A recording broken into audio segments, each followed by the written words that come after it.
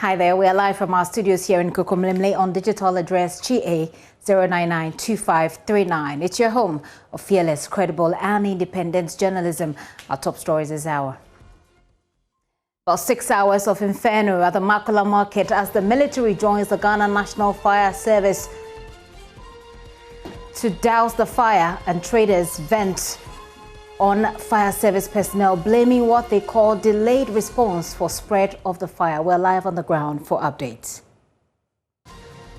Also coming up, immigration authorities review JoyNews expose revealing how officials at border posts take as low as 5 cedis in bribes to allow other nationals into the country, despite the president's directive for the land borders to be closed. We hear from the Ghana Immigration Service on this development. And coming up, health officials race against time to stop further spread of the deadliest Delta COVID strain as they meet with Achimota School authorities, where about 40 students are active COVID cases. We have been to the school. We have details. The post is brought to you by Global Communities Dignilu, affordable, safe sanitation. Join us on DSTV 421, Go TV 144. Remember, we're streaming live on YouTube and on our social media handles. My name is Gifty Andopia. This is The Pulse. Please be my guest.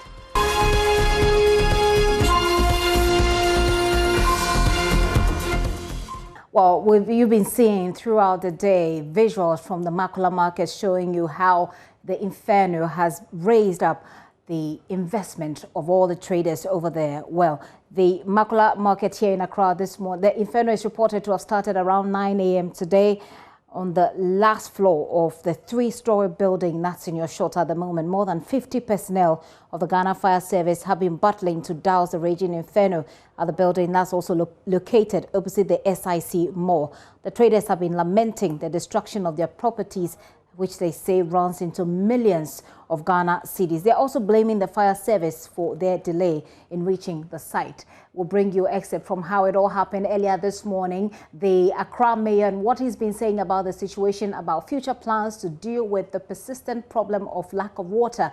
We'll also hear from the Ghana National Fire Service and how they control the fire today. My colleague Maxwell Agbagba is standing by on the ground to bring us the update right now. Hello, Maxwell.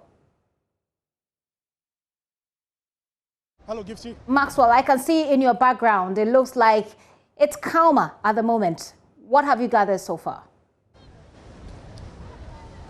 Well, Gifty, it looks calmer now because we've had a lot of police deployment here at this point. Some police officers, you can see armed police officers who just arrived here. We also have members of the military also coming here to ensure that there is calm. Because at a point, some of the traders, some of the owners of the businesses affected by the inferno here were getting agitated.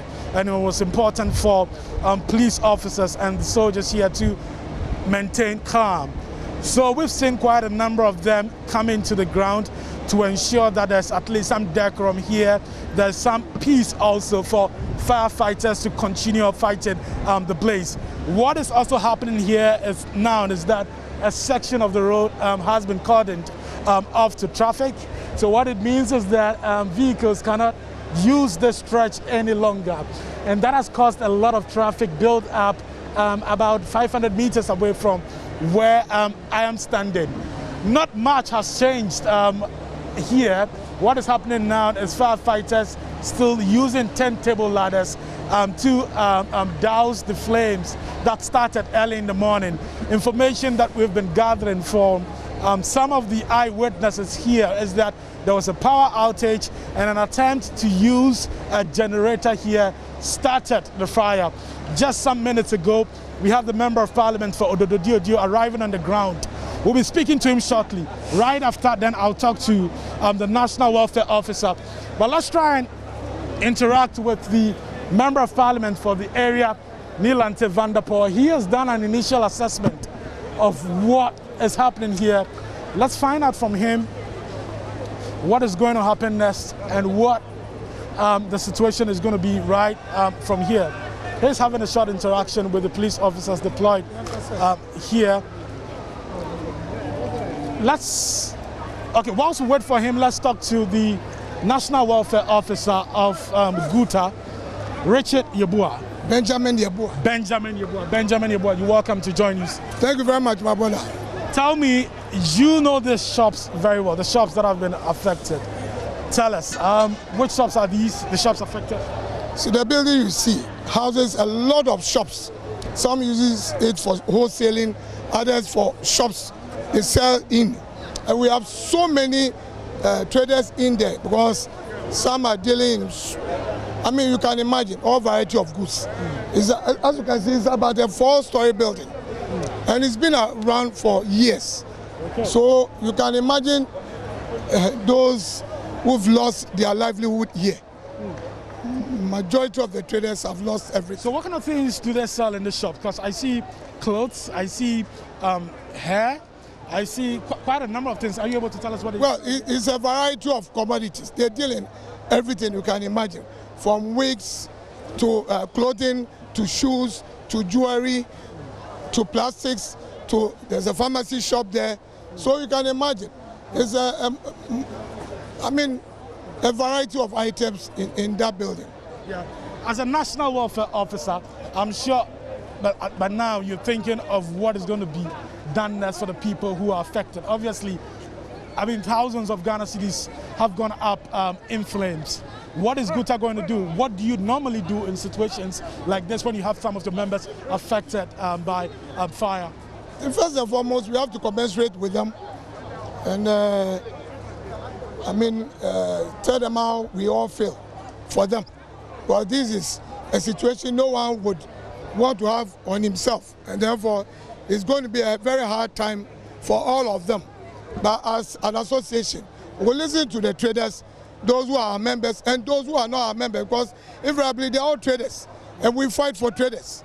And therefore we'll listen to all of them and what we can do as the umbrella body of almost all trading associations in Ghana. We would push forward every grievances to the appropriate quarters to ensure that the short-term measures are put in place to alleviate their plight, and then we look at the long term, how they are going to carry on with their livelihoods. It's really unfortunate. I know definitely there will be a lot of investigations because we've had complaints, a lot of complaints, but since most of these people are talking from what they saw, we can't just take it up from them, but we would want to know why we have a National Fire Service station here, which has been here for years. And I understand some got here, and it seems they were not really prepared for the fire up there. But I'm wondering whether they have the ladder to take them up. I think we've seen some 10-table ladders here, but shortly we'll be getting some answers from the PR of the Ghana. I understand some just came, and I've been told that power hydrants, because I thought there were a lot of power hydrants here. This is an old area. I thought there were a lot of power hydrants. So what happened to the power hydrants? And I think this is questions that we are asking. Okay. These things shouldn't be happening to our members.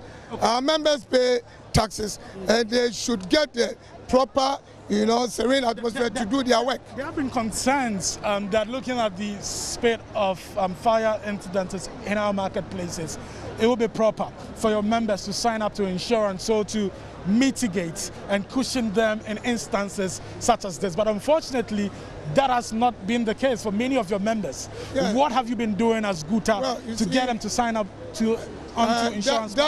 Mostly, as you know, we advise them on various issues. Not just looking for funding for them, but also safeguarding their wares. And we tell them this. But you realize that most of these things are on personal, issues. What we remember around this end, what we were telling our members there to do is to ensure that they put off their meters when they close, and not to cook in the shops. When we had this fire at Kaneshi, we told them the same, that they shouldn't be cooking within the shop, not to keep things like cylinders and all inside. And they should ensure that they get themselves these portable fire extinguishers. These are all measures we've been telling our members. And I think now that this has happened, unfortunately though, they will take it seriously going forward to ensure that we take certain things like this more seriously, because we are here to sell, but we also have to take measures to ensure the safety of our wares. So now, I mean, what will be on the minds of many of the members would be, where is their help going to come from now? That is what they are thinking about right about now. Guta, what are you telling your members? Well, like I said, I'm telling our members that from here, in fact, I've just, sent messages to them that are on the grounds. I'm here, I'm looking at the situation. I'll report back to them today. Hopefully, we might get all of my other colleagues coming down here tomorrow, so that we all have a look at it and then listen to our members one-on-one, and to the other traders one-on-one, and see what their immediate needs are. And we can assure them, we'll push for them, because Guta is for traders. Okay. Thank you very much for talking to us. So I just had Benjamin Yeboah. He is the National Welfare Officer for Guta, and we've been interacting on a wide range of issues. We'll try and get the Member of Parliament for Odododiodoo, who just arrived on the ground now. But what is happening here in this market now is that business activities, I mean, we know this place to be sees a beehive of activity daily, but business has come to a standstill here, as many of the traders we've seen here have just stopped anything they're doing, just watching the fire officers on the turntable ladders trying to douse the flames. It's quite difficult even for those on the ground.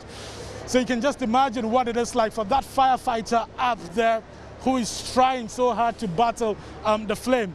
They have been able to contain the situation on the other section, on the other wing of this structure, which has been engulfed by this inferno. But it looks like just as they are able to douse the flame there, another one also intensifies on the other side. So they have to use the turntable ladder here to fight that fire. And you can see that courageous firefighter up there trying to douse the flame. And that cloud of smoke will continue to billow here at the Central Business District. So really, no economic activity whatsoever is going on right now at this point at the Central Business District. All the traders are just standing here watching the courageous firefighters douse the flames. The whole place is engulfed in a cloud of smoke. In fact, many meters away, even before as far as Circle, the flyover, we saw the flames up there. Hi, what's your name? Yeah, my name is Chief Mawuya. Okay, Chief Mawuya, who are you? Yeah, I'm part of the family who this place belongs to. Okay, so the owners of this building? Yeah, the owners of this, the family owners of this building. So you surely have an idea on the properties that have been destroyed in this fire. Can you give us an idea? As from the properties destroyed, we can't estimate it. It's a whole lot of money. So we can't because this building alone, it's not easy. We can't. We can't. If I say I'll mention any money, I'll be lying, because it's not easy. Even to take only one shop, almost 1 billion. Only one shop. Just to take one shop? Yeah, almost 1 billion now. Almost getting to 1 billion. 1 billion old cities? Yeah, 1 billion old cities, yes. Okay. Yeah, 1 billion old cities. And that's how much you charge the people who occupy this? Yeah, that's the amount they pay. That definitely must be a huge loss. Is this building insured? Yeah, it's a huge lot. Right now, it's in, I think, there's you have to hold on for me. Let me try and get a Member of Parliament for Odododiodoo who is here. Let me speak to him. I'll come back to you shortly. Let's speak to the Member of Parliament for Odododiodoo. He's been moving around with some personnel from the Ghana National Fire Service. They've been explaining to him how they're controlling the situation from, spreading to other shops, because that has been the concern for many of the traders here, the fear that this fire could spread, to their building. Just when we arrived here, I saw some women gathered in groups in a corner somewhere, praying very hard that it wouldn't get to their shops. And at this point, the firefighters are trying to do that. Let's speak to the Member of Parliament. Yes, Maxwell, let's go for it right now. From him what he has been told. Mr. Van der Poel, you're welcome to JoyNews. Thank you. Great. Tell me, you went round with one of the fire officers. He has been explaining to you what happened. Are you able to share with us? Yes, he said that the fire started around 8, between 8 and 8:30, and they were called in a bit late. And when they came to the water hydrants they have around here, the pressure was low. So they have to go outside this area to be able to get it. Some of the water hydrants too have been encroached upon. People have built on them. So it's difficult for them to have access. And they'll be able to secure 2 tables, one on the northern part of the building and the other one in the western part of the building. And they are trying to contain the fire so that it doesn't spread to the other part of the building. So I am impressed, even though people will have their own reservations. If you look at the building like this, and they'll be able to secure at least the lower part of the building and secluded the fire to a particular part of the building, it's good. If they have not done that, who knows the whole building, more properties will have been lost. So what they have done may not impress the people because that's what they see. But I think within their limited constraint, what they have done, we should thank God that they've secured the building. Major part of the building have been secured.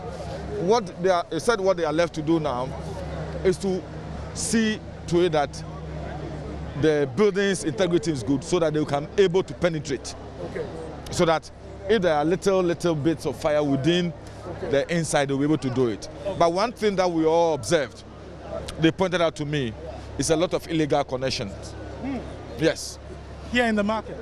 And that has been a problem for our market fires. In fact, a committee that was commissioned to investigate market fires came up and said that illegal connections are part of the problems. Because it looks like it's still... I am aware that in 2016, a new rewiring was done around this area, or Kanshin area here, and 3-phase cable was given to all the buildings so that you could tap from the 3-phase.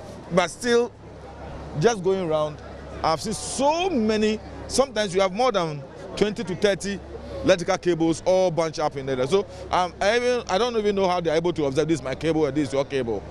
It is something that all of us have to talk about.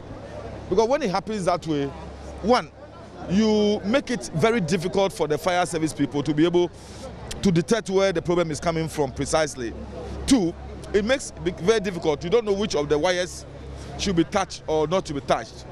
So I think that we should educate our people, one, on the issue of encroaching on fire hydrants and the issue of illegal connections of electricity. It's a worry. It's a worry. I'm sure that what happened, we've not yet had a conclusion yet. Some people are talking about the generator, some people are talking about the electricity that went off and all those things. We will come to a conclusion when the fire service people, the NADO people have issued their report.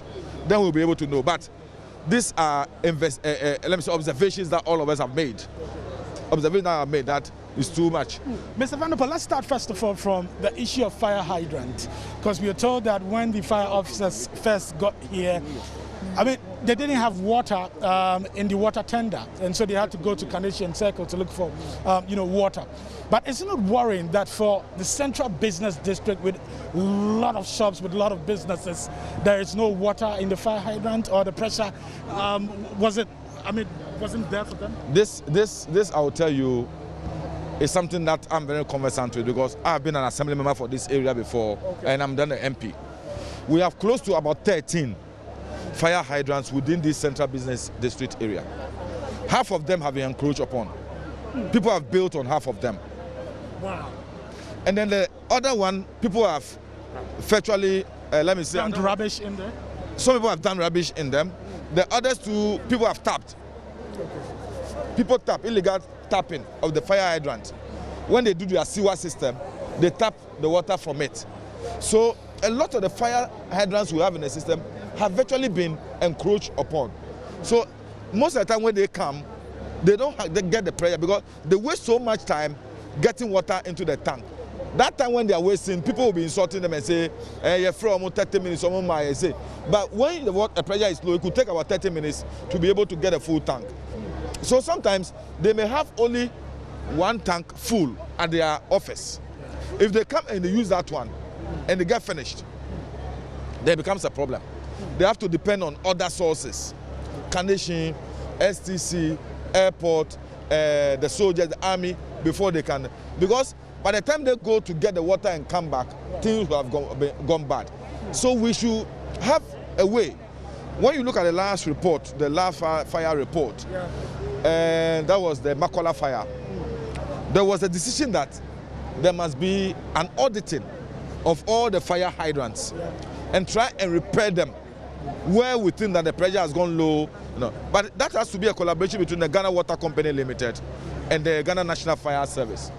And I think they haven't got the resources to be able to do that up to now, because I've not seen them working on the fire hydrants that some of us observe. Yes. But, as a member of parliament, is this something you'll be pushing, for? Because the central business district sits right in your constituency. I've already said that. I'm happy I'm standing here with my friend from Guta. Okay. We've had some discussions on this issue before, because when fires happen like this, the Guta members will suffer. So between Guta and I, we will try and put pressure on the Minister of Interior to be able to make sure that this thing is done. But we'll have to wait on the report of the fire service people to be able to tell us that this is really the problem. What I'm telling you is based on the observations that were made by the fire service people when they came around. So they have to put it on paper to make it a record and also evidence, so that we can really touch on it and be able to, trust me, once I get that report, I'll put a question through to the Minister of Interior in Parliament and seek answers. Because they told us they will do that auditing and they'll try and revamp some of these hydrants that have been dead. Let me say so, because sometimes there's no water in them. So a hydrant that has no water is virtually dead. It's useless. And they will try to revamp those ones. Those that buildings have been put on them, they are going to work out with the AMA to make sure they demolish those buildings. Okay. It is important. Finally, before you go on the issue of illegal connection, what do you think is the solution? What is the solution? Yeah. Illegal connection definitely will have to be illegal connection that will have to be the ECG will have to tell us there was illegal connection before we can, together between the Assembly and the Electricity Company of Ghana, be able to take action on those people who have done the illegal connection. On our own, we cannot take any decision on that. But I'm saying that let me get a report from the fire service on this fire. And trust me, I'll put a question to the Minister of Interior and get the answers. In fact, the Minister of Interior and the Minister of Local Government, because this is a market. And I said the AMA should be interested in what has happened. Thank you very much. Thank you very much for talking to us. They just had a member of parliament for Odododiodoo. He arrived on the ground to assess the situation and see what help can be extended to persons whose properties have gone up in flames this morning. Right. Still burning here, Gifty. Over to you in the studio, Gifty. Well, Maxwell, thank you very much, and we'll be coming to you. I mean, anytime there is a development, Maxwell Agbagba there talking to the member of parliament for Odododiodoo constituency. He's gone round, and here's what he's saying: fire hydrants that have been encroached upon, illegal electricity connections, some generator issues that apparently came up there as well, and unavailability of water, which has been an age-old problem when it comes to the issues about fire service. But earlier, the Accra mayor was there, the National Fire Service PRO himself was there, who was with the firefighters. And they've been talking to us. But first, let's listen to some of the traders who have lost money in this inferno.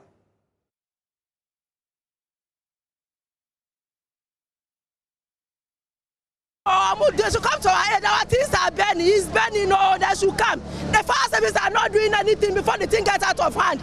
It started from the outside before it's going, so they are not doing anything. They are just, they say they don't have water. The whole fire service, they don't have water to quench the light. It has got out of hand. It's inside now. They should come and help us. We are dying. Our things are burning. Well, we see them now fighting the flames, and that's some good news for you. It has got out of hands before they come here, because it is started from the outside before it gets inside. Your own staff in there. It started from here, the first building here, before they go outside, before the thing gets inside. But I'm seeing that it has affected your shop. It affected everything. How much worth of goods is in the shop? more than billions upon billions. Billions of cities. Our things are spoiled. What do you sell? What do you sell? Cosmetics. We sell cosmetics. The things are all burning. Starting when you have somebody no. Fire service for them come to ensure near the enemy. Until I stand a focus. Into a mood many hand the right inside the one more. Until my inside the cosmetics tie one in shop. And just to explain to you, she said what the fire started from the front, and just like I described to you, the typical Makola buildings have billboards, signposts and signages right in front of them for the purposes of advertisement. And just like you're seeing, these are typical Makola buildings. And Yes, so shemo. Muston, then I'm ton. You're told Lace. And to money lace no. and dress in kwa. And a jano ashinina. Afas and meba. Mrs. Sadi can honor me who know. This is the kind of shop on a wing. Shop on a me who know not friend me. I'm not proud to a jato. Namuniamano Ekako saying. Eh, Dawson, you didn't have a frequency brain. We have a mouse shedding now, and I bet say, Amuniamano bit me a doom a jano. So you just had tell me that, well, she is just even arriving at the scene, but she owns a shop that's in which she sells lace, and lace are typical fabric clothing with special designs on them. That was earlier when Manuel Kranting interacted with some of the people who have lost their capital to this inferno. Well, how did the fire service fight this? You've heard the complaints by the traders that they delayed in showing up when they were called. And even when they showed up, they did not have what it takes or what it took to quench the fire. Listen to the PRO for the Ghana National Fire Service. Since we started fighting the fire? Yes, we had a distress call around 9:10 in the morning, and we have been able to use about 9 of our tenders and 1 from the armed forces to be able to bring this fire under control. So currently the confirmation is that it's under control? Yes, it's under control, but you and I know that we have to attack the small fires in the various containers and shops around before we leave finally. Okay, what do we know as the immediate cause, at least per your preliminary assessment? We cannot establish any now, but then we have been informed that almost every shop here has a generator, and some eyewitnesses around are saying that it started from a generator. But then we don't want to rely on that to do our investigations to establish the cause of the fire. Do we have a confirmation of any casualty this afternoon? So far, we don't have any casualties. Now, there are talks about the pressure in the hydrants here. We've learned that most of the hydrants within the central business district are low on water. This particular area is not new to raging fires. It is true, but unfortunately, all the hydrants that we have in the central business district does not have the pressure required for firefighting. So we have to rely on Circle and other adjoining communities, and it's quite far from here. So that is one challenge that we are having. But how is it that all the hydrants that we have are not up to the level to deal with fires? It's very difficult for me to talk about. You and I know that we paid 1% of our water bill goes to water company. So maybe if water company officials are here, they can answer that for you. Talk to us about the equipment that you've used this afternoon to fight the fire. We saw one 10-table ladder being deployed this afternoon. It seemed to be very efficient, in fact more efficient than the other tenders that you use. Is it just one that you have? Why didn't we deploy more than just one? We have about 2 in the system. We have 2 in the system. When you say 2 in the system, exactly where do you mean? One is in Accra, one is in Tema. Okay. Yes. That is why we use the one in Accra. So we have just 2 10-table ladders for fighting fire in the country. Yes. Quite recently, we have information that some are coming. Yeah, so we are waiting for them. As it stands now, is the situation distressing? So that, I mean, if you had more equipment, you would have been able to deal with the fire better. As you can see, we have about 9 tenders here. The main challenge we are having is how to access the building. But now we have been able to do that. If you look up there, you can see some of the firemen attacking the fire from the seat of the fire. So we are on course. But I mean, it appears that they would have been better served if some of the shops were actually open, because from up top, the building sort of looks like it's caved in with a ceiling. It is true that if the shops were open, it would have been easy for us. But you and I know, it's not everybody who stands here who is a good person. There are bad people around, and if you allow that, there will be looting and probably chaos here. Yes, that's why. As a PR for the Ghana National Fire Service, with some explanation of their actions today and how they were able to control this particular fire, in, of course, contradiction to the views and the opinions of the traders there. Well, the mayor of Accra, JoyNews himself, was there. He talks about how in future we can deal with the problem of unavailability of water, which has been, like I said earlier, a long-standing problem by the Ghana National Fire Service. We can listen to him now. Look at the water pressure, but alternatively, we are thinking of also providing a borehole in some of these strategic areas and see how that can also have water to fight fire within the central business district. The population and the activities here makes this place a high-risk area all the time, so we need to be alert all the time. Fortunately, the fire stations within the Accra central area are responding to fire. I'm sure you can see as many as 5 fire tenders here at any point in time. That tells you that it is not the lack of equipment, but the challenge has been the low pressure of the water that we had experienced, and then we'll look at it. All right. Thank you. Honorable, we can see some parts of the buildings coming off. Do we intend demolishing this building after investigations are done? Of course, after investigation, there will be a assessment of the building, and that will point to us what we should do. JoyNews is the mayor of Accra. Now, we'll take you away from the fire. Meanwhile, my colleague Makola is on the ground. If there's any further development, we'll cross over to him right away to keep you updated. I want to take you from here in Accra to where a committee to investigate the military brutalities in the Upper West Regional Capital has begun its work today. The 4-member committee, comprising 2 military officers and others from the National Investigations Bureau, are investigating assault on some residents of the city. The move is said to have been triggered by the theft of a mobile phone supposedly belonging to one of the military officers. Rafiq Salam has been monitoring activities of the committee for us today. He's joining me right now all the way from Wa. Hello, Rafiq. Hello, Rafiq. Well, it looks like Rafiq is having a bit of a problem connecting from Wa, but we'll keep trying him to bring you an update. We'll tell you also what, because we'll be going to Ejura and get some updates from there. My colleague Erastus Asayodonko is standing by in Ejura with those details for us. Let's finish up with Rafiq and then we'll go to Ejura to Erastus. Hello, Rafiq. Hello, Gifty. Right, Rafiq, you have been monitoring the activities of the committee in Wa. Do tell us what you've picked up so far.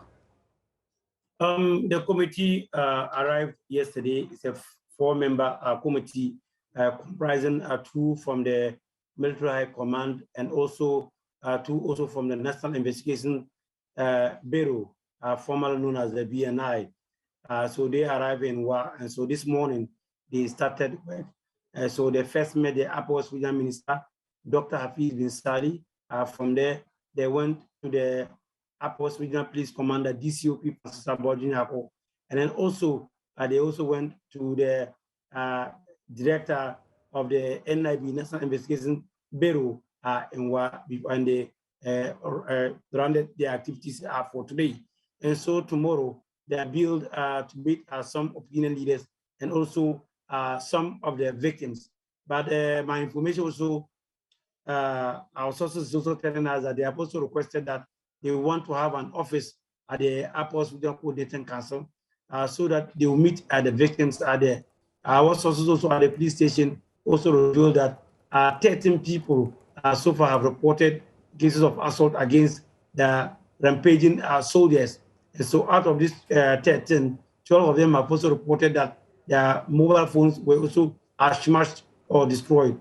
And so this is the information currently we are having in WA. For the committee that's tackling what happened in Ejura, we know that they've got 10 days, or they had 10 days. That's what the president gave them.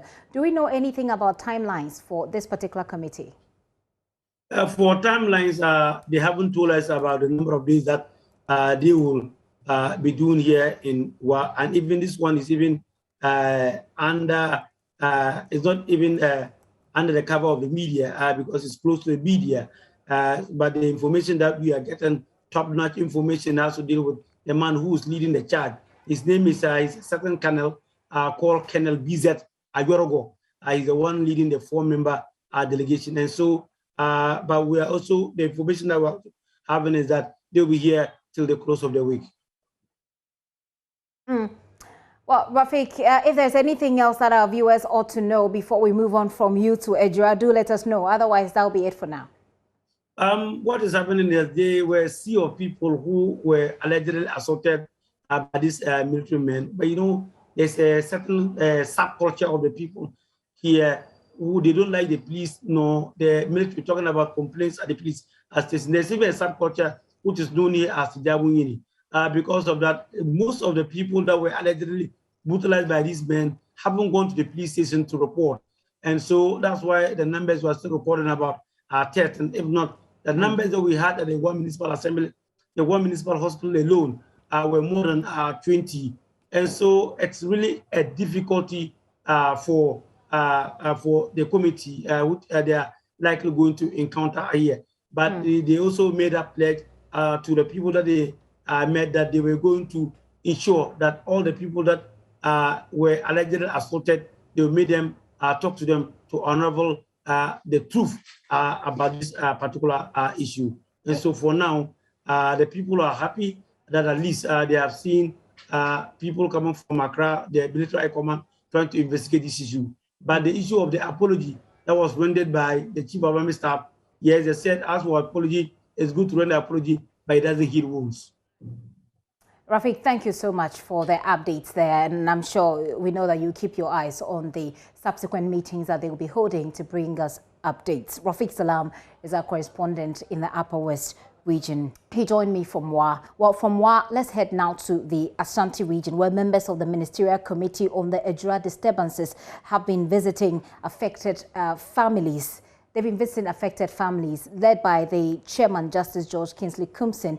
The committee paid a courtesy call on the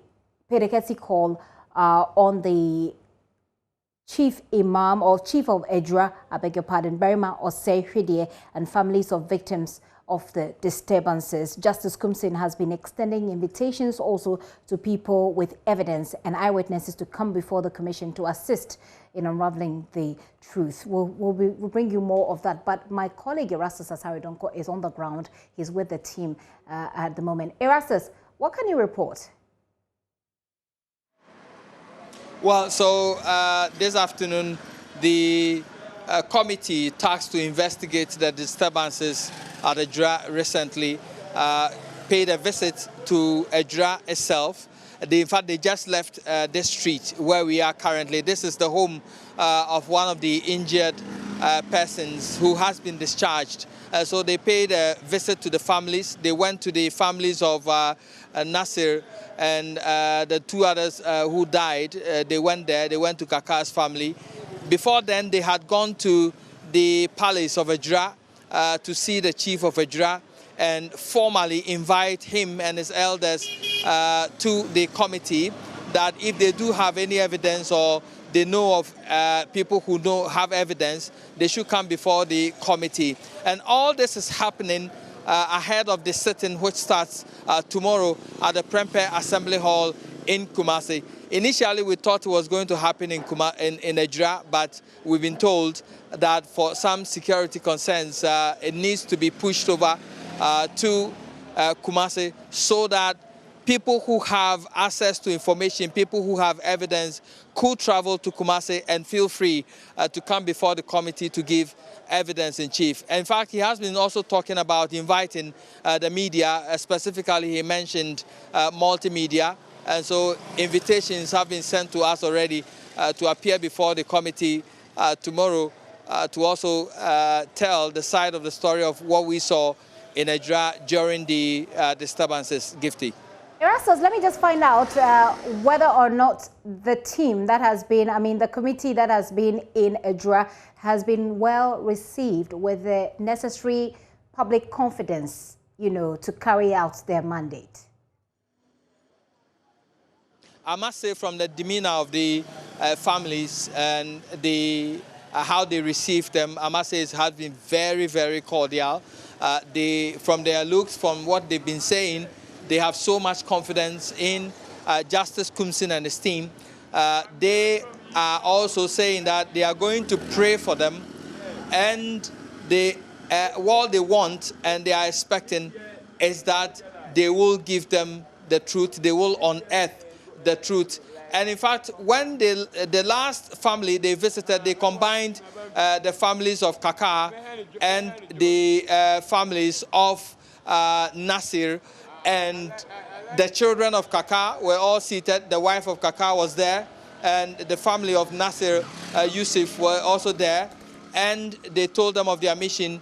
They also invited them that if they do know of anybody who was there at the time of the incident, or anybody who has evidence concerning Kaka's case or any other of the deaths, they should present it. They should come forward to the grounds at Prempa Assembly Hall tomorrow and start giving evidence to help the team come out with the truth. So I must say that they have been very receptive of the committee, and all that they are saying is that they expect the truth and justice at the end of the day. Pastors, as we know now, the committee will be meeting, or the sittings will be held in Kumasi, and we definitely will have eyes on it. But do they acknowledge the number of days that they have? I don't know if any of them has interacted with you since you met them, but do they acknowledge the number of days they have? It was supposed to be 10 days, and we're already several days back, unless they're not counting weekends. Well, I asked the chairman of the committee the same question, that they have 10 days to do that. And he said that, well, that 10 days is not cast in stone. And in fact, depending on the circumstances, depending on the number of people who will come before them, and if the need be, they might extend the number of days to be able to go through all the eyewitnesses, evidence in chief, and get down to the bottom of the truth. And so if there is need be, they will have to extend the 10-day period to be able to cover everybody. Erastus, I'll wrap up with you shortly, but let's take a listen to the interactions that the committee has been having so far with the team, the groups that they've been meeting.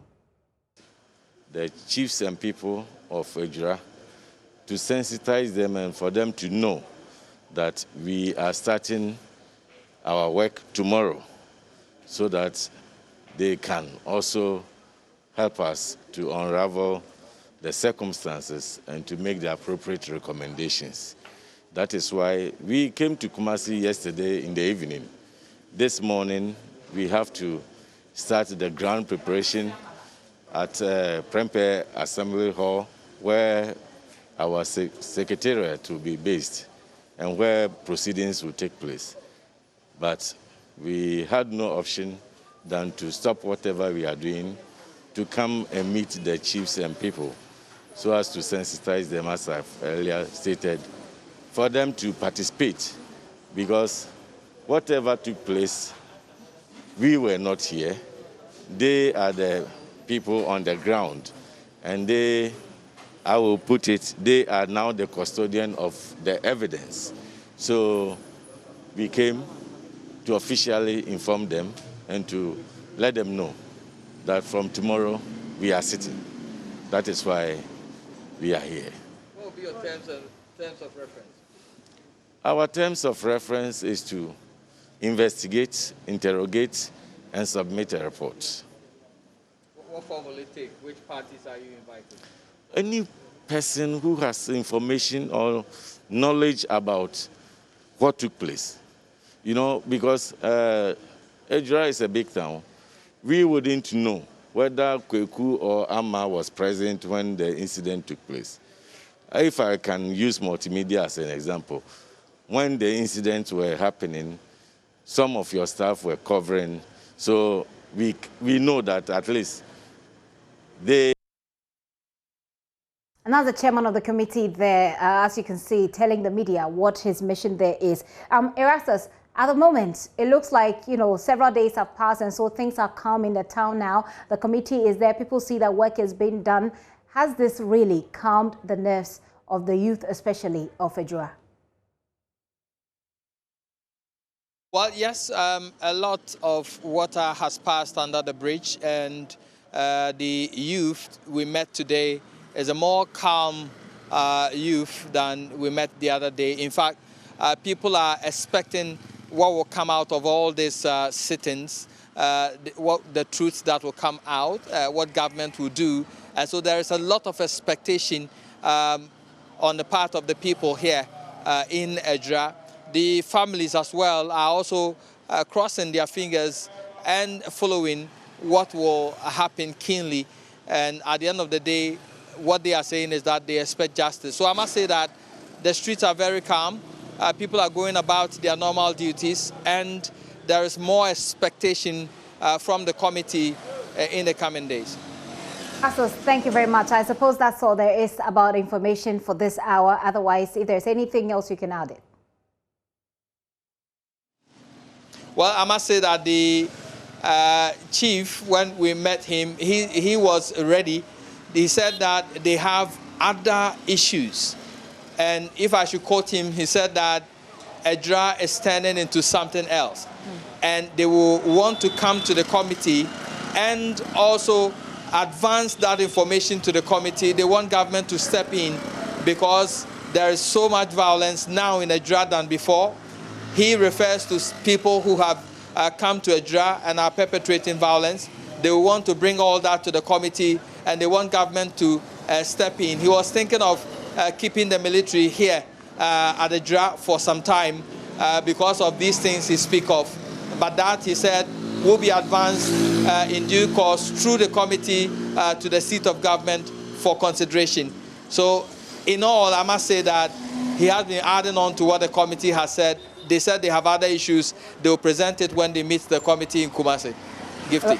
Erastus, thank you very much. Erastus Asari Dunker is a member of the security desk here at JoyNews there. He's live in Ejura, following up on the interactions that the committee set up by the Interior Ministry through the President's directive has been interacting with the people there. I'll still stay in the Ashanti region, where relative calm has returned to the Kwabre town of Ntonso in the Ashanti region after some youth groups clashed in that community today. Patrons of a popular drinking spot on the outskirts of the town are said to have ransacked shops and homes in that community Sunday dawn. Angered by the incident, some youth of the town attacked shops and establishments owned by persons from the Zongo, suspecting they could be behind the attacks. I want to just go on Zoom right now. My colleague Ohime Teria is standing by. He's been following this story for us. Hello, Ohime. Hello, Gifty. Right, Ohime, so calm has returned, but this clash invites the presence of the police. We've seen from experience and from history that usually that has not ended well when things like this happen and the police comes in. Yes, in the Ntonso situation, for instance, the situation was quite different.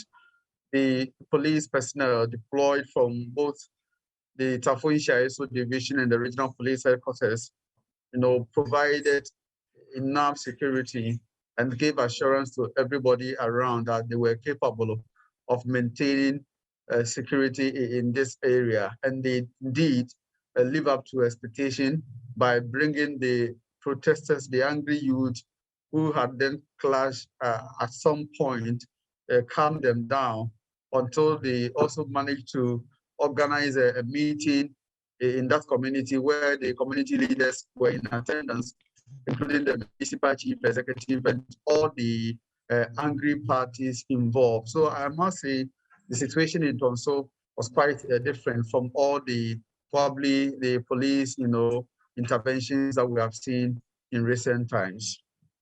So you say that now calm has returned to the area. Are there measures to make sure that this doesn't recur? Because if it is rivalry that is between or among groups, it's most likely to come up again at some point. Sure. The Ashanti Regional Police Operations Commander, Chief Superintendent George Ankuma, did speak on measures that they have implemented to ensure the youth groups, the angry groups, live within the confines of law. And he mentioned the fact that they will leave some skeletal police force in the community, and then they will continue with their operations as far as providing security in the town is concerned. And beyond what he said, the first place, they've managed to meet all the factions in these clashes. So they are hopeful that this will yield some sort of positive result. And then once the chiefs and the elders are involved, then you can also expect some sort of compliance. The municipal chief executive, Nana Osebonsu, did mention that the particular spot in question, the no-size spot, they've given instructions to the owners not to operate after 10 p.m. And he also said that, between now and 8 p.m., though there is no curfew in Infonso, what it means is that residents can go about their normal business, but when it is 8 p.m., then police surveillance and then the police patrol will continue, will heighten to ensure that nobody is allowed to take the law into his own hands. So it's some sort of unofficial curfew in Ntonso, but the MCE says he don't have the capacity to impose curfew. But what he explained is that from 8 p.m. they will ensure to limit the number of movement on the streets of Ntonso so that this incident doesn't reoccur. The assemblyman for Ntonso Ezongo, Abdulatif Musa, also spoke of what he believes can be done to bring perpetual peace in Ntonso. He says he wants people who are arrested to be put before a law court and then also prosecuted to serve as deterrent to other people who may want to foment trouble in the community, because this is not the first time he says this thing has been happening. This is just reoccurrence of events. So he wants authorities to ensure prosecution of persons arrested. And then in my presence, one gentleman was picked up by police, though when we tried to get some sort of explanation and details from police wouldn't want to give us details except to say that they are investigating and they hope that more people will also be arrested as they continue with their investigations. Ohime, thank you very much for that update. Ohime Teria, the member of the security desk here at JoyNews. Well, we're still staying in the Ashanti region. Quite a number of some of these incidents happening there. A middle-aged man has also been found dead at Pankrono Estate in Otafo, also in the same region. It is unclear the circumstances under which he died, but residents in the area saw the dead body of the man this morning. According to them, the deceased head was severely butchered with a suspected machete. The lifeless body was lying on the ground at a crossroad near Pankrono Estate. Mahmoud Muhammad Nuruddin has some more to share with us. Hello, Mahmoud. Mahmoud? Yeah, can I hear you? Yes, I can hear you as well. What more can you report on this story? I have been speaking to the assembly member for the area, Nana Kojo Pimpim, and he is suspecting a foul play. He says that the body was found around 5 a.m. this morning, which means that some people came to drop the body there. But he also says that he also confirmed to us that this is the third time they have witnessed such, case in the area. The first one has to do with armed robbers who came to rob. Unfortunately, one of them was killed.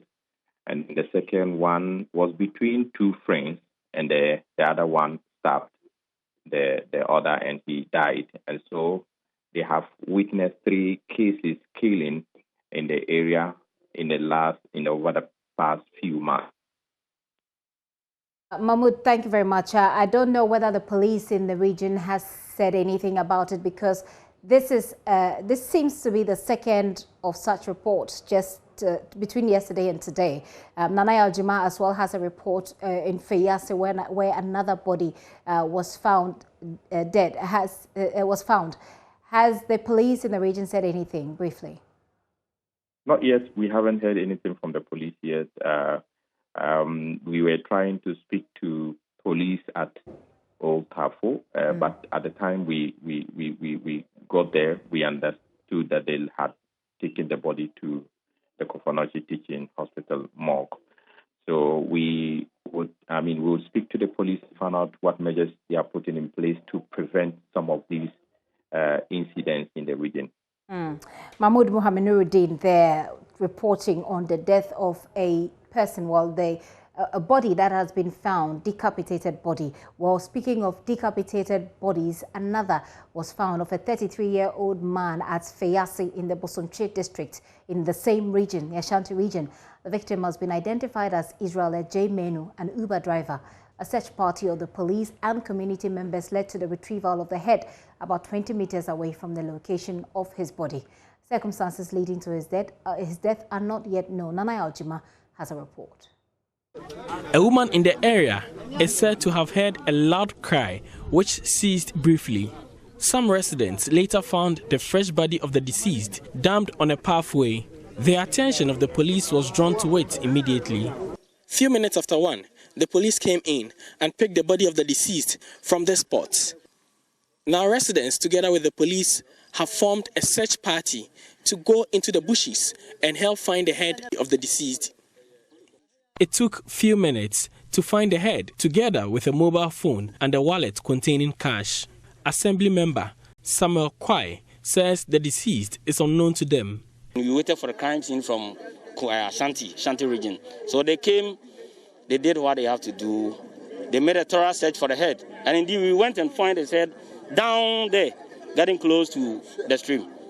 Yeah, so that is what I saw or what I witnessed. Actually, I don't know. I don't know him. I've never seen him. The head was found with many machete cuts. The area is under development with many uncompleted houses. Residents who are seeing this for the first time fear for their lives. We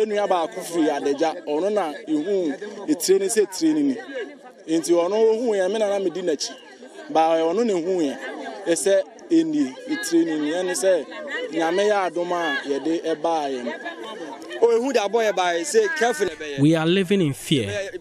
Now we have to be careful and know where to go.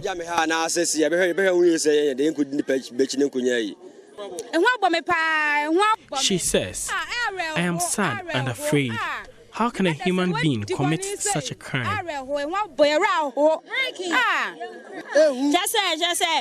These are stories we hear on a daily basis, but today is my first time witnessing anything like this. She says.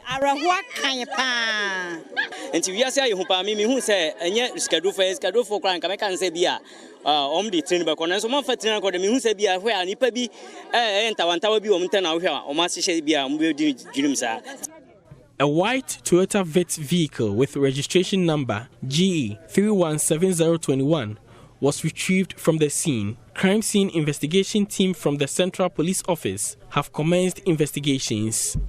For JoyNews, Nana Ejura, Feyase.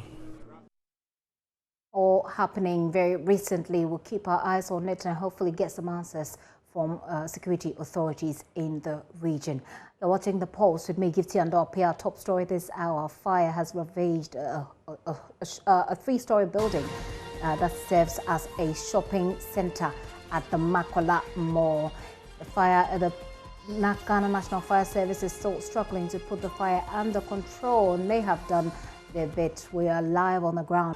We'll take a very quick break. When we return, we'll tell you about COVID-19 and about the new variant, the Delta variant that health authorities are dealing with at the moment, especially at the Achimota Senior High School. Do join us when we return.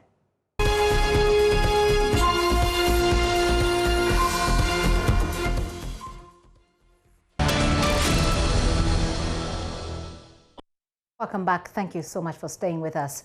This afternoon, the Ghana Health Service is intensifying its contact tracing and testing as it steps up efforts to contain the outbreak of the deadly COVID-19 variant, the Delta, at the Achimota School. Health officials in the region have been meeting with school authorities today and have scheduled compulsory testing of all teachers tomorrow. The students will also be tested in their various halls of residence. Health experts have warned the deadly Delta variant may already be in more communities than have been already detected. Head of our health desk, Fred Smith, is joining me on the line with more. Hello, Fred. Yes, Gifty. Fred, let's start from the Achimota School. What transpired today? Well, we do know that this outbreak started somewhere in the middle of last month. The teachers are now being told, and so they were a bit unhappy about it. But of course, the health authorities have decided that they are going to conduct tests for all teachers and then targeted students. They want to assess each student to find out those who have some symptoms. They will be given special attention when the testing and tracing start tomorrow. So that was the agreement at this meeting today, Gifty. One of the questions that have been on people's minds, Fred, is how did the virus get into the school? Much more the Delta variant. What do we know? Well, at this meeting, it came up that 3 students who were in the boarding house showed symptoms of COVID-19 and were taken out for testing. And it was when the results came, they had the sequencing. Then it came up that they had the variant, the Delta variant. At this time, some other students had already contracted it, who had also been tested, 135 of them in all. And it was found to be the Delta variant. And do we know any information as to who could have been the originator? I mean, at this point, do we know? No, at this point, we don't know. So the authorities are trying to figure out all of those things. As part of the investigation they are conducting to ensure that they're able to contain the spread. What happens then, Fred, to the day students who already have been in contact with their mates in the boarding house and who also move in and out of the school every day? Well, the health authorities plan to have some of these students stay out of school so they are not in contact with their mates who have already tested positive for the new variant. But of course, they've already been in contact and have also been in contact with the outside world meaning their parents, friends, family, and those who are not in the school. Yes, so contact tracing will be done to connect all of these persons they have come into contact with to be sure that all of them we are sure that they do not have the virus, and especially the Delta variant, which will end up spreading. Fred, let's wrap up with the outlook of our COVID statistics. We'll quickly go to the details on the Ghana Health Service, but then to give us a general idea of our situation in the country. Well, Gifty, as we speak, our active cases stand at 1,619 so far. The deaths are still at 796. We are recording around 85 cases per day on the average. As we heard from the Ghana Health Service yesterday, a few weeks ago, we were recording around 24 thereabouts on the average per day, but that has shot up, has quadrupled to something like 85 new cases each day. And the latest report we are having is 85 cases per day. That's what brings our active cases to 1,619. Of course, total case count now at 96,402. And in the last few days, we are recording the Delta variant as part of these cases as well. The last report we had yesterday, it indicated that majority of those cases where the Delta variant, which we plan to contain before it spreads. Well, Fred, thank you very much for those details there. I'm sure that we'll keep health authorities are keeping their eyes on this problem and how we fix it. Fred Smith is head of our health desk. Well, speaking of the variant, there are 5 things that you need to know about this particular variant that we put together. Take a look at this. What were you saying about?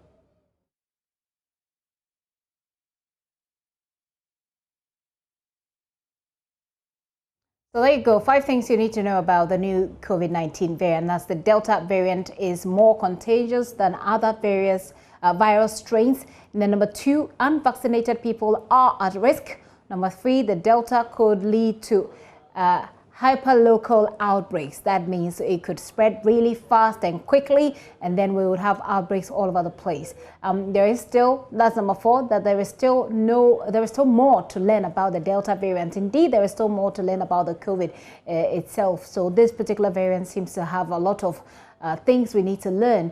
And then finally, vaccination is the best protection against the Delta. And this is from the Yale Medicine School. In the meantime, though, the Ghana Health Service has indicated that they're putting in place measures to contain the spread of the disease. Away from that, JoyNews investigations have uncovered how some officials of the Ghana Immigration Service demand monies to allow illegal entry into the country through unapproved routes near the Aflao border. The officers were filmed on camera receiving various sums of money from the travelers on these routes. And this is in spite of President Akufo-Addo's announcement of a closure of land borders to limit the spread of COVID-19. JoyNews' Kwete Nate reports that his team was never subjected to the regular checks when entering the country through an unapproved route when they tried to do so. As part of government's effort to limit the spread of COVID-19, President Akufo-Addo announced the closure of the country's land borders. This closure forced a lot of traders to use unapproved routes along the already porous borders.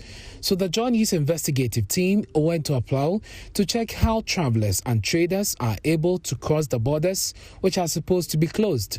Here at Aflao, I meet this commercial motor operator. I decide to call him Peter. He's been riding this bike in this town and carrying passengers across the border for many years. Now, with this official closure of the border, he still rides to Togo and returns with passengers every day. Because people every day, but it's collect money for people. How much do you collect? 10 cedis. Togo side 10 cedis. Yeah. Ghana side too. Ghana side 10 cedis. Maybe his point is just a claim. So I decided to verify. He's given me a ride from Ghana to Togo. We meet this official of the Ghana Immigration Service at one of the unapproved routes. Where are you coming from? Togo. You are coming from Togo. Are you a Ghanaian Togolese?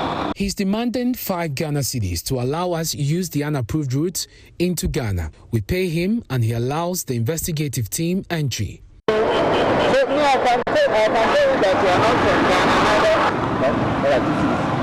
Maybe 5 cedis will go. The money will go. Yeah, I will pay you. When you read the office there, nobody is going to take this 5 cedis. He's going to do every document for you before you leave there. At another checkpoint on the unapproved route, this heavily built man also requests that we pay 5 Ghana cedis to allow us passage into Togo. We count at least 2 persons who are made to pay similar amounts to a man in mufti, while Togolese security officials look on. After a long negotiation with a man in his early 30s at another unapproved route, agreed to let the investigative team pass after we paid 5 Ghana cedis.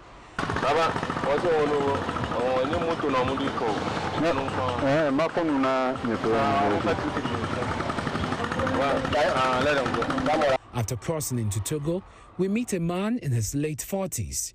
He demands the team pays 5 Ghana cedis in order to allow us entry into Togo.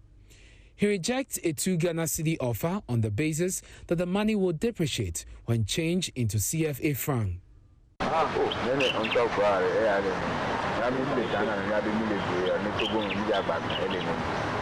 Clearly, the borders may be closed, but some unscrupulous individuals have created an avenue for the influx of foreigners amid a raging pandemic. Kwetinate's report, JoyNews, Aplau.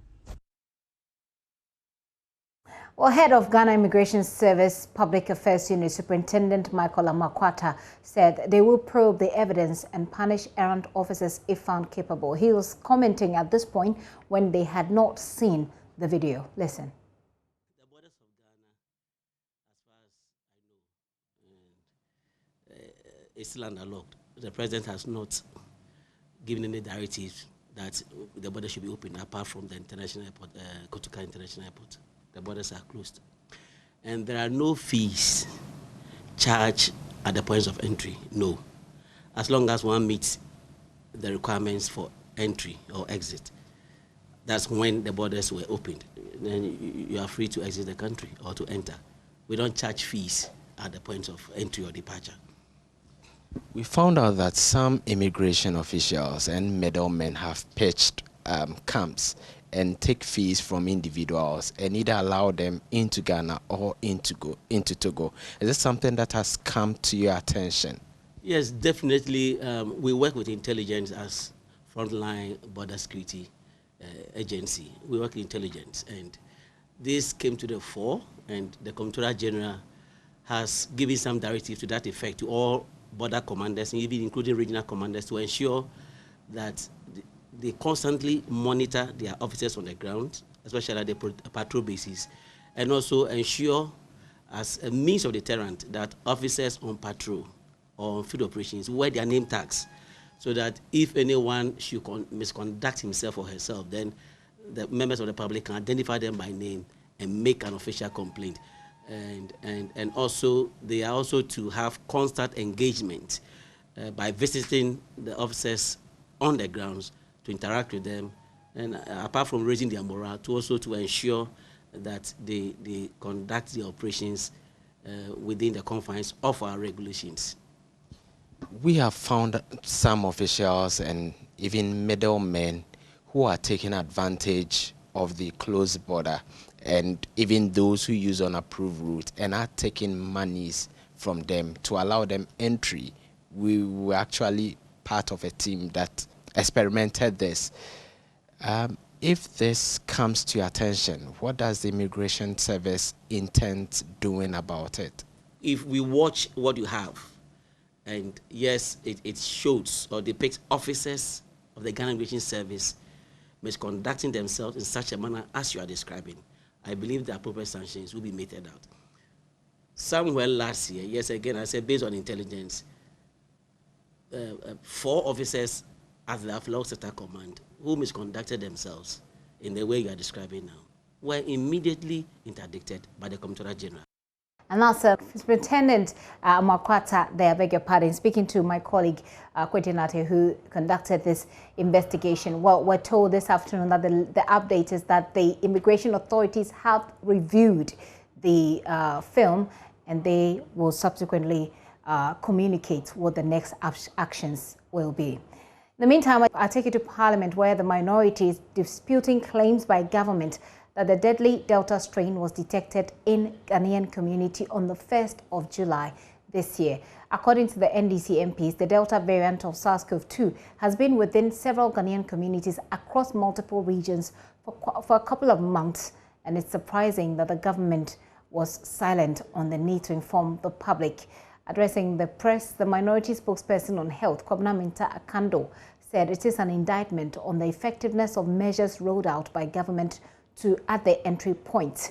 Let's go to parliamentary. Well, we can hear from the minority on this. There wasn't a single CD that was released for any laboratory in this country for sequencing. It was only after the announcement of the Delta variant that government has released some small amount of money to Noguchi. So it is as a result of the fact that we don't have any policy with regards to sequencing, and 2, It is because we are not doing enough sequencing. We have a lot of backlog. That is why something that came up as early as April, we are now detecting it. So there's always a backlog. There's always a backlog. In fact, on average, we should be doing not less than 500 sequencing per week, on average, as a country. And every sample of sequencing costs us not less than $100 per sequence. And as I speak to you now, most of the sequencing has been done by this West African Center for Disease and Infectious Pathogens, and so they have done most of the sequencing, and we think that we have to be serious, because as I speak to you now, the Ghana Health Service is indicating that it is restricted in a particular community. But per what we have gathered, it is across the country. So they are just managing the information. They are not actually managing the control of the COVID itself. So I can assure you, within a week or two, they'll come back and tell us that the Delta variant is in these regions. And so I think that we should be seen to be serious in fighting. And the experts will tell you that the only way out in order to minimize the severity of the COVID is vaccination, and we have barely vaccinated 1 million people, and so sequencing is very, very important. Yeah. The health authorities have said that simply the government does not have money to do contact tracing. That could be the reality. That's the more reason why they are not doing it. So what can they do? So government should come clean, should come and tell Ghanaians that it is because of resources we are not doing ABC. That's one.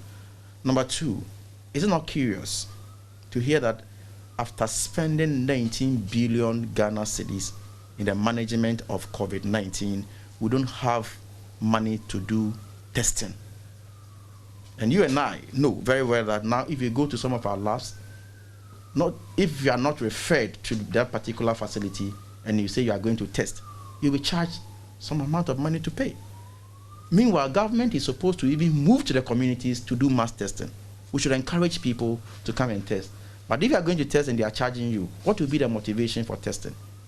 So I believe that government cannot, because at this point in time, it is the most important thing.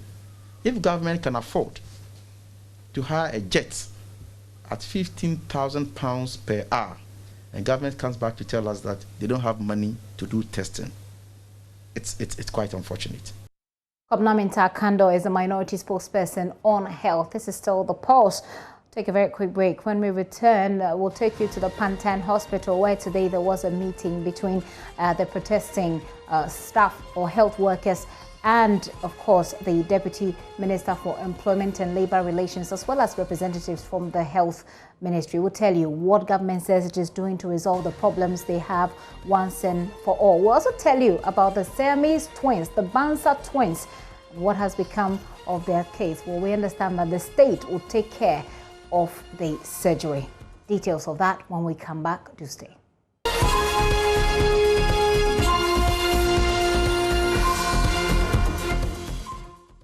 Welcome back. Many thanks for joining us once again. And if you were already staying, many thanks for that. Now, the Deputy Minister for Employment and Labour Relations, Brobe, has been together with representatives from the Health Ministry, meeting with the health workers at Pantan who have been protesting their conditions of work. They've also been protesting encroachment of the hospital lands. My colleague Faustina Osafo joined that meeting, has been monitoring that meeting for us. He's joining me to give us details of what happened there. Hello, Fausti. So we understand that there was a bit of a drama today at the meeting, you know, between the health ministry representative, the labor relations deputy minister, and the health workers at Pantan. Run us through it. Yes, Gifty, indeed, there was. So what? I seem to have lost you, Faustina. Are you there? Can you hear me now? I do. Go ahead. Oh, good. So they began negotiations today.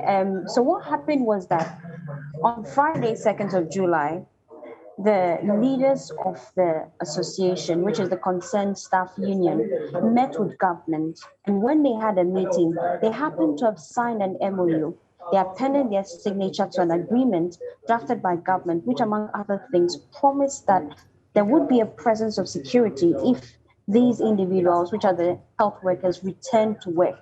They also promised that the fence wall will be completed within a period of 8 months. So that was the meeting that was held between the leaders of the union and government.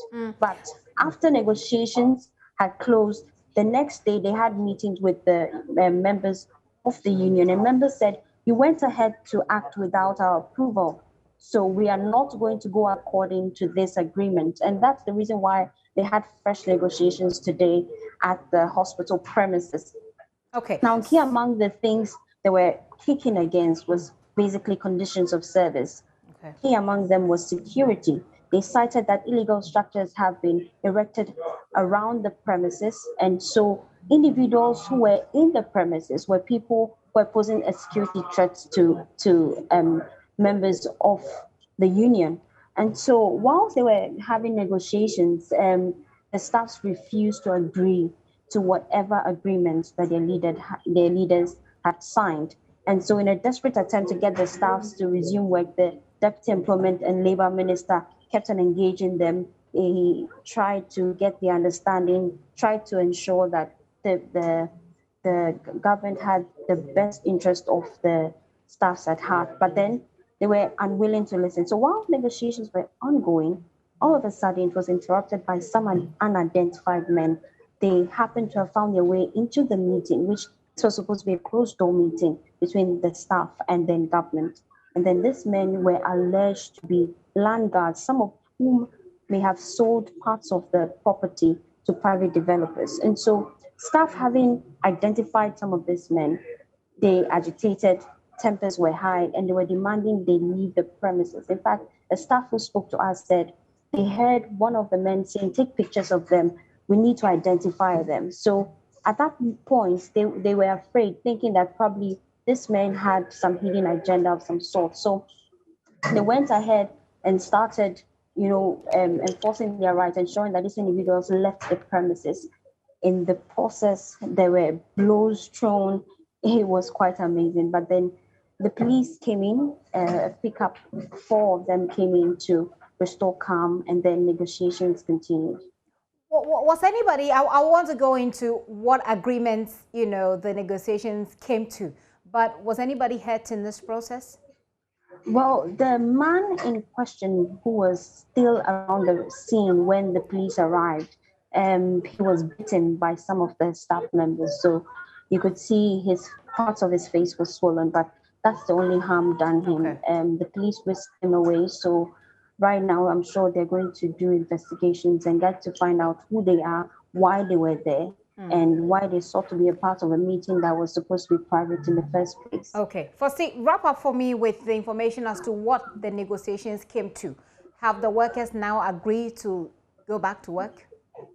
Well, after negotiations, we spoke to the Deputy Labour Minister, who claimed that workers had listened to him and they would come back to work. But then after negotiations were done, we spoke to one of the leaders of the joint union, and he said that after deliberation with members, they have come to a conclusion that they would not return to work until government starts and complete the project. They want to see at least 80% completion before they go back to work. This is because they have lost confidence in government. They said negotiations in the past came to this same signing of MOUs. No results have been seen. And so this time they're not coming back to work except they see action. And action would be an 80% completion of the building of the fence wall around the premises. Faustina, thank you very much for that update. Faustina Safo there. Well, government has promised that they will finish that wall in 8 months. Well, let me take you to this other story. Sounds good. The full cost of the surgery for the Bansa twins born conjoined at the head is to be borne by the state. This was announced by the Chief of Staff, Frema Oseo-Parry, when she paid a visit to the twins and their family at the Greater Accra Regional Hospital this morning. This announcement comes after weeks of campaigning by JoyNews led by Super Morning Show host Kojo Yangson, to raise funds to foot the $3 million bill that the family was expected to pay for the life-saving surgery.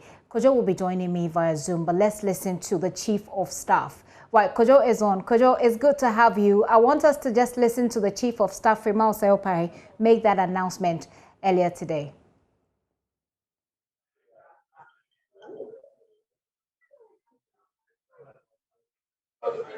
Yes, please.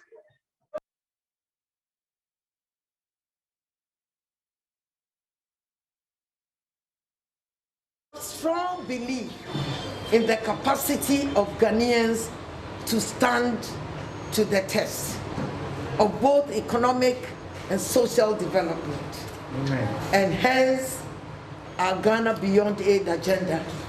And this hospital and the team of doctors in Ghana, the medical profession, has actually made the president and the people of Ghana proud. It's a historic effort that you want to make.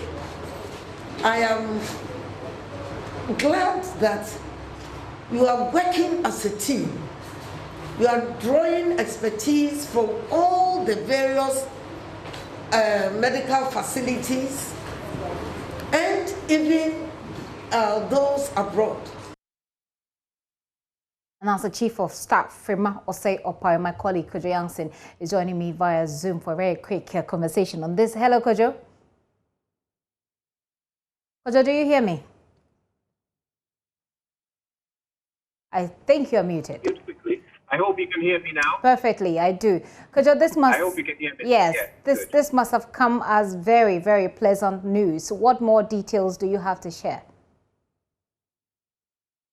Well, indeed, after weeks of fundraising activity and dozens of stories and conversations about these adorable twins and what their family needed in order for the surgery to go on, it's good news to hear the presidency make this decision to step in. As you recall, originally we were seeking to raise 3 million Ghana cedis, which would have been the cost of all the consumables, the medication, the tests, and all the various things that the family was expected to provide during this 12 to 18 month process.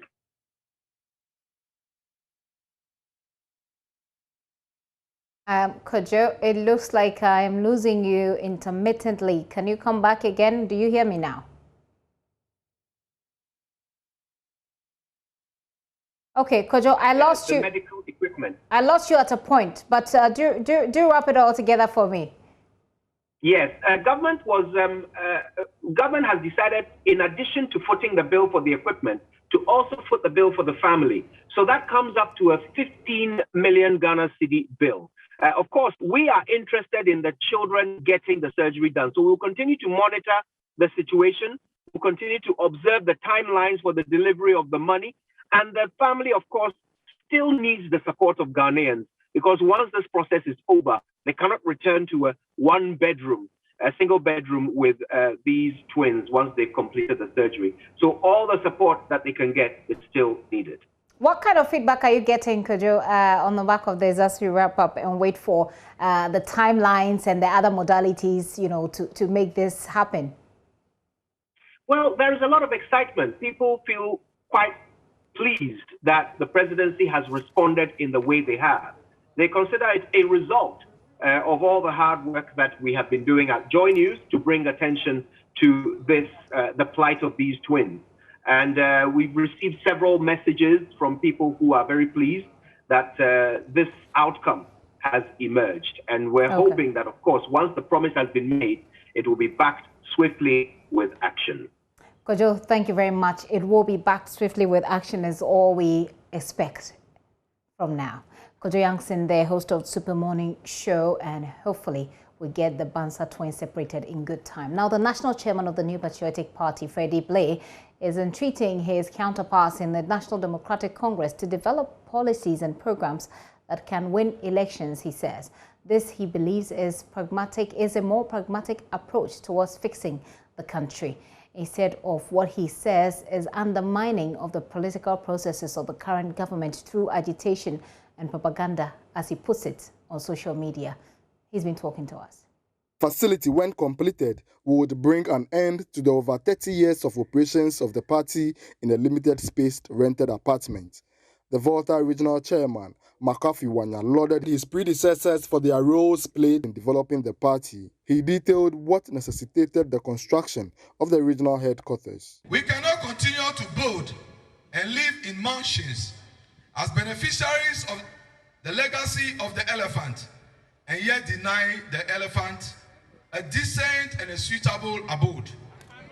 The party deserves better than we have offered it so far at all levels, and we are determined to change the narrative. The concept and the design of the project is meant to provide enough office space and rooms for our officers, an executive conference room, recreation, and enough space for vehicles to maneuver. The entire project is estimated to cost 1,069,353 Ghana cedis to be completed and operationalized by the close of this year. I will bring you Chairman Freddie Blay subsequently, but many thanks for your time this hour. There's more news at myjoyonline.com to log on. My name is Gifty Ando Apia, and we'll be here again tomorrow. It'll be good to see you. Many thanks for your time.